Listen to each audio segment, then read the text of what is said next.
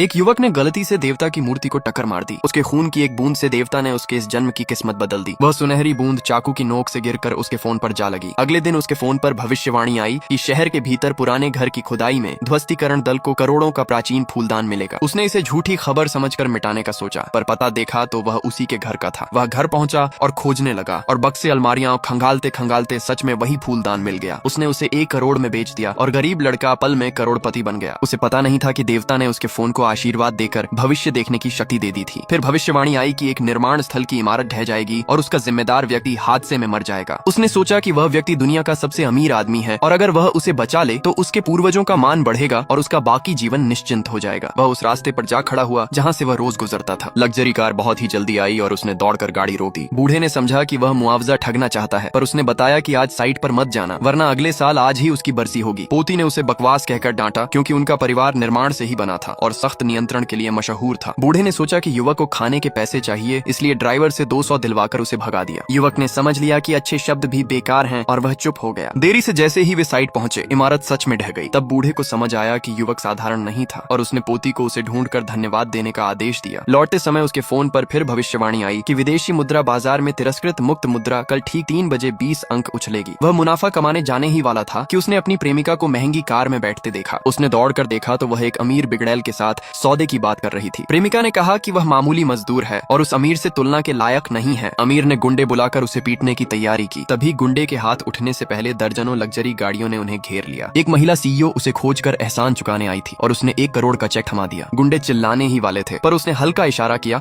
और बॉडीगार्डों ने उन्हें वहीं काबू कर लिया। फिर वह सीईओ के दफ्तर गया जहाँ बूढ़ा इंतजार कर रहा था और उसे भाई बनाने पर अड्डा था। उसने कहा कि जो भी जरूरत हो बताओ, उनका परिवार कर सके तो मना नहीं करेगा। युवक ने कहा कि यह 1 करोड़ उनके धन्यवाद का उपहार मान लिया जाए। उसने कहा कि वह इसी पूंजी से दुनिया का सबसे बड़ा व्यापार साम्राज्य बनाएगा। वह विदेशी मुद्रा में उतरने की बात करने लगा और उसे बताया गया कि यह आम लोगों के बस की चीज नहीं है और बाजार में डॉलर की मंदी ताकतवर है। उसे पूछा गया कि क्या वह डॉलर को शॉर्ट करेगा, पर उसने अलग रणनीति चुनने की बात कही। यह भी कहा गया कि 3 दिन के भीतर बाजार की चाल बिगड़ सकती है और हेजिंग से रुझान पलटने के लिए भारी पूंजी चाहिए। यह भी कहा गया कि ट्रेडिंग दिन खत्म होने से पहले एक विदेशी देश बहुत बड़ी ब्याज वृद्धि की घोषणा करेगा और यह असंभव लगता है। अगले दिन ट्रेडिंग हॉल में पहुंचते ही उसका सामना पूर्व प्रेमिका और उसी अमीर दुश्मन से हुआ। उन्होंने उसे डिलीवरी वाला कहकर अपमानित किया और सुरक्षा से बाहर निकलवाने की कोशिश की। तभी परिवार की बड़ी बेटी समय पर आई और बोली कि वह उसका निवेश सलाहकार है। अमीर ने शर्त रखी कि अगर वह पैसे 2 गुने कर दे तो पहले की शर्त के 5 मिलियन देगा और फिर 5 मिलियन और देगा, वरना कुछ नहीं मिलेगा। उसने चुनौती स्वीकार कर ली। बाजार खुला तो सबने उसके डॉलर खरीदने पर शक किया। भाव गिरते गए और लोग हंसते रहे, पर वह शांत रहा और महिला सीईओ ने भी उस पर भरोसा किया। अमीर ताने मारता रहा और हारने पर कीमत चुकाने की धमकी देता रहा। वह प्रतिकूल हालात में भी अपने अनुमानित मोड़ का इंतजार करता रहा।